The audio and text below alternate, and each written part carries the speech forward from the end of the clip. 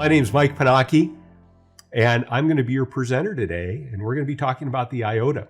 So we are going to go through the IOTA from A to Z. We're going to take a look at where does it fit in our network, how do we connect it up to our network, after we get it connected up, how do we log into it and start setting up to capture and analyze traffic. So again, great opportunity to ask questions today. John is on there watching for the questions. I'm going to be talking the whole time. Hopefully this hour is going to go really quickly. It did on the one I did for Europe at 1 a.m. Seattle time this morning. So been through this once. So I'd like to welcome everyone, and let's go ahead and get rolling with our presentation. So one of the first things that comes up is, where does the IOTA fit in my network? And what we find is that for years, there's been capture to disk appliances that allow us to take traffic we see on the network and write it to disk at very high rates. These are incredibly powerful for being able to capture over long periods of time and analyze what's going on. One of the challenges that we run into is these devices, as powerful as they are also expensive. And in many cases, it just didn't make any sense to deploy these at our remote offices or have a device that we could send out to do an autonomous packet capture easily. And this is where the IOTA fit in.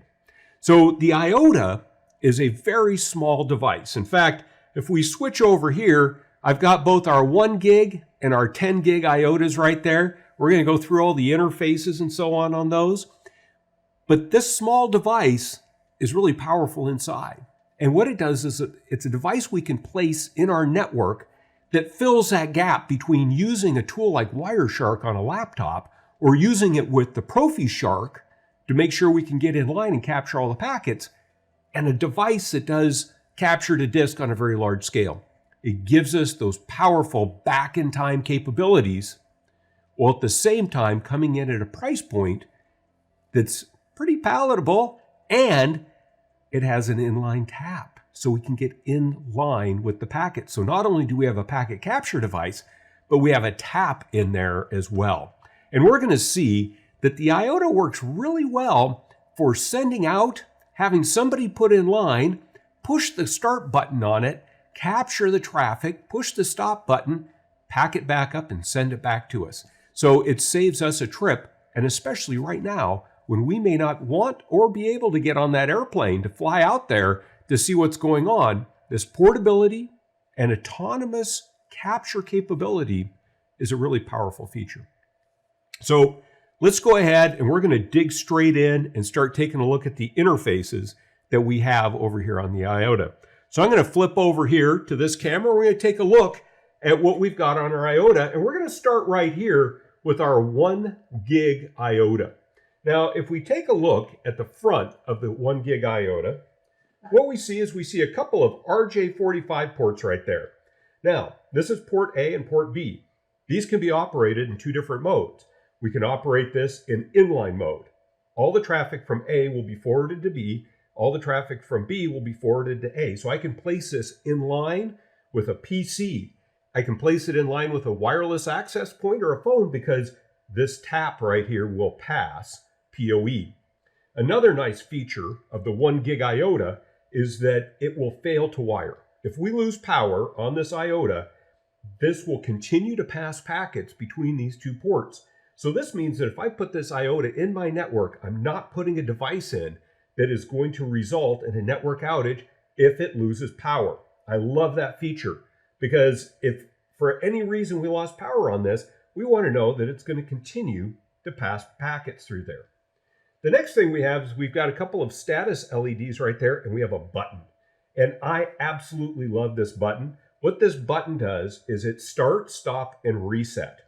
So what I can do is after I get the IOTA set up the way I want it, I could ship it out to a customer. And if they plug in the 2.5 amp, 12 volt power supply into this, or they plug it into PoE, and we're going to touch on that in just a minute, it's going to power up the IOTA. They can put it in line with their PC, and all they have to do is come over here and press that start button. And what we're going to see is that the capture LED is going to start flashing. Once that starts flashing, this is capturing packets and writing those packets to the 1 terabyte SSD that's in here.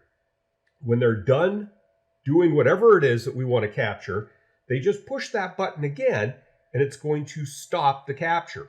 And if they push that button again for 10 seconds, it's going to shut this down cleanly. They can pull the power on it, and now they can put it back in the box and ship it back to me. So if you need to do remote captures, this is a very powerful way to get a capture device out there that's going to capture all the traffic, get in line, and capture those packets. Now, we turn this around, what we're going to see is on the back, we have our 12 volt, 2.5, or this is where we connect our 12 volt, 2.5 amp power supply. Now there is a model that has a little terminal strip right here, and that's the 24 volt to 48 volt model, and we can use that to power it. We've got our management port. Now our management port is how we're going to access this via the web interface. This also supports PoE. So you see that I've got this powered on, my LEDs are on, but this is running off of PoE. So I can have this plugged into a PoE connection. I don't even need to have this connection right there connected up. And we've got a couple of USB ports on there. Those are there for future use. Right now, the current software doesn't really use these, but we've got these two USB 3.0 ports back here for future use as new features come out. So on our 1 gig IOTA, I can put this in line with a 10 meg, 100 meg, or gigabit connection and tap in line and capture all the packets to this SSD drive that's in here. Now that SSD drive that's in there is encrypted using AES 256 encryption. So even if somebody got their hands on that drive, they're not going to be able to see the contents of that traffic that's in there. Now that 1 terabyte drive that's in the IOTA is shared with the operating system. And what we see is we get about 883 gigabytes worth of storage for the trace files. And when those trace files are written to that SSD drive, we can set it up so that they're written as a ring buffer. As soon as the drive fills up, it throws the oldest packets away and writes the newest packets to disk. So it's constantly capturing those packets. Now, if we come over here, we take a look at our 10 gig IOTA. Same push button, same LEDs, same ports back here. The big difference is with the 10 gig IOTA, we have two SFP plus cages here. We have A and B. Now, one of the big differences between this and the 1 gig IOTA is that this does not fail to wire because we have these SFPs. Once we lose power to the SFPs, they're not going to send any traffic or receive any traffic. So in this case, if I wanted to make this fault tolerant, what I would do is connect this up to a fiber tap. And that fiber tap would pass packets whether it had power or not, and then send the traffic over here. Now, as with the 1 gig, this can be run in inline mode. So I could put this in a fiber connection. We could also plug a copper SFP in here. So I could come in fiber and go out copper if I want. I can plug in single mode, multi-mode SFPs in here.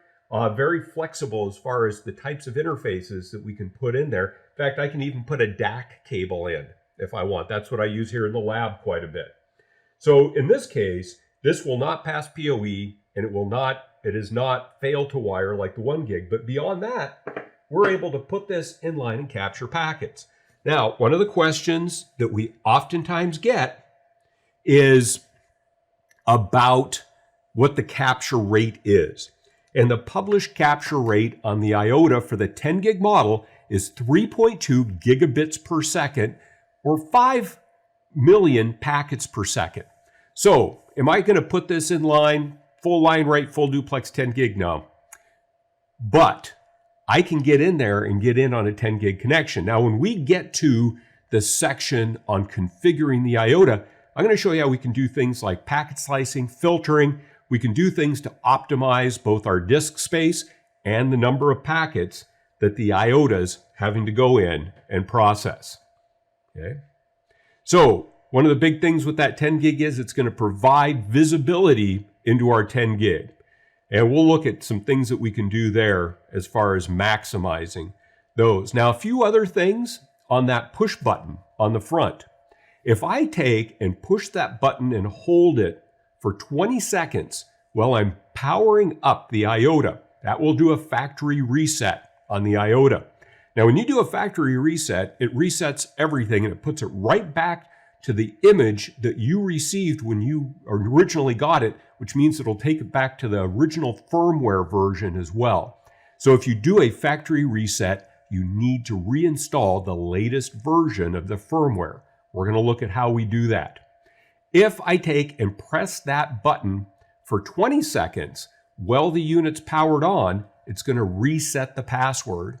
And if I push that button for 10 seconds while the unit's powered on, it will do a clean shutdown. So these are a few things that I can do with that button in addition to using it for starting and stopping the IOTA. Okay.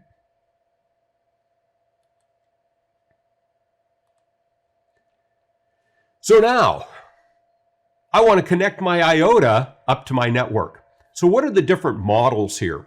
Well, the different models for connecting our IOTA up to the network are one, inline.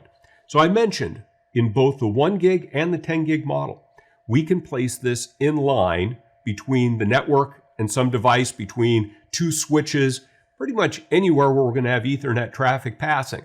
So this is where I need to ask myself, when I go in to set up the IOTA, when I go in to start doing my capture, what is it I want to do? Now, we can plug the IOTA into packet brokers. We can plug it into taps.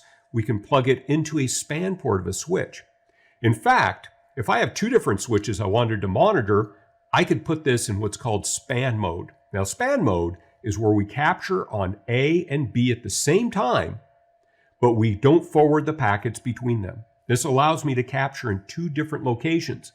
I've done some videos on how we can capture on each side of a firewall using this and measure the latency of that firewall by looking at the delta time between those packets.